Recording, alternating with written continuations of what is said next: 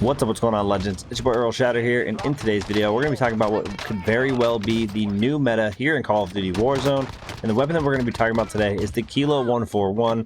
I'm also going to be sharing with you guys the loadout, or what I consider the best class setup for this weapon.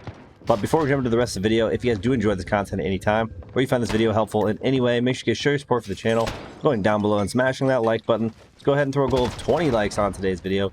Also, if you guys are interested in finding your way back to the channel for more Modern Warfare or Warzone content, make sure you guys do hit that subscribe button, followed by that notification bell so you don't miss out on any future videos. So throughout the lifespan so far of Warzone, we've seen the meta change from one gun to the other. You know, we had a long-term meta kind of with the Grau being overpowered, or at least way too consistent, I should say. And then they finally did some nerfing to that weapon, making the recoil a little bit harder to control at range. And then we started seeing a little bit more variety, and people then migrated over to the Bruin, which then got its first nerf. And then another second nerf actually came through the other day, you know, kind of making this a little bit less viable to use. And overall, I think it's very good for the game, as I think at this point, things are kind of getting a little bit more balanced. Obviously, you still see a lot of people using the Grau, maybe even the MP5. However, I think you're going to see a lot more shifts towards some of the other weapons out there, as there is a lot more viable weapons now that it does feel a little bit more balanced. I can definitely think of at least 5 guns that you could definitely be using and not feel like you're kind of, you know, putting yourself at a disadvantage. Now, the Kilo has a ton to offer, considering the fact that it has extremely low recoil, probably some of the lowest recoil for any of the assault rifles.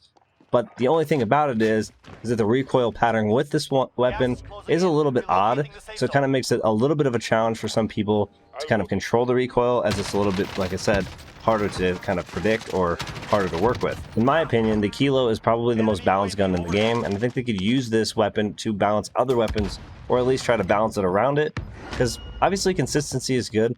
It does have low recoil, but the damage output isn't insane, so it's not overpowered.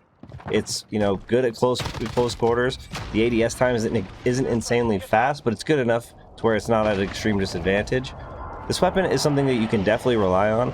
I feel like most players out there are going to start using this as we see the rest of the season kind of unfold. One thing about this gun that is extremely good is that if you get used to it, or you become reliant on this weapon, or you just overall enjoy running the loadout, it is very unlikely that they're going to do any changes to this weapon. It's not going to get a buff more than likely. It's not going to get a nerf. As like I said earlier, it is quite balanced, and I think it's good where it's at.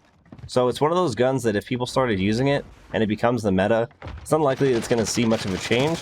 But I also don't think it's going to be so overpowered as a meta that people are going to feel like if they're not using it, then they're, you know, at a disadvantage. You're going to still see people using Graus, M4s, MP5s. There's plenty of decent weapons out there. So variety is actually a good thing. I think that we're at a point now where we can actually enjoy some variety. So definitely don't sleep on the Kilo. Make sure you guys run the class setup that I'm about to share with you guys. So let's go ahead and jump right into it. So the class setup we're looking at in today's video includes, for our barrel, we're running the Singard Arms 19.8-inch Pro. For our stock, we are running no stock. This weapon tends to have a slower ADS speed, so I kind of worked with a couple of attachments that would help me kind of improve that a bit to make this a weapon, you know, the most effective that I think it could be. For our rear grip, again, focused on ADS speed, we're using the stippled or stippled grip tape. For our ammunition, we are running that 60-round mags. And then last but not least, for our underbarrel, I have that Merc foregrip. Now, I will say, instead of running no stock, if you guys are looking to run a optic perhaps, or maybe you just feel more comfortable running that monolithic suppressor as well, you could swap the no stock for either of those attachments. I do find that running the Kilo, the iron sight is not that, you know, not that bad. Some people might not like it, or maybe overall people don't like iron sights at all. You could definitely switch it out for that optic. I absolutely believe if you guys have not been running a loadout with this weapon, you guys are going to throw this on and be absolutely surprised by the amount of effectiveness that you can have using the Kilo. And I, like I said earlier, kind of expect that the meta is going to shift more towards this weapon as the rest of the season goes on. I do think, you know, it is balanced. I think it's good for the game to have more variety, and I think the current state of the game kind of encourages people to use a little bit more. So you will see, like I said, a lot more variety out there in the Warzone now that we've seen some nerfs to the Bruin. Obviously the Grau isn't as effective, although still a good weapon.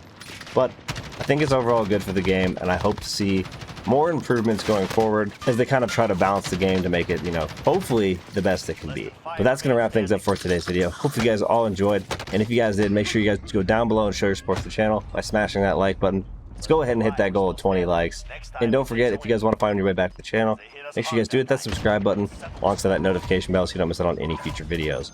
Appreciate you guys for all the support in today's video, all the support on the channel, and I'll see y'all in the next one. Peace!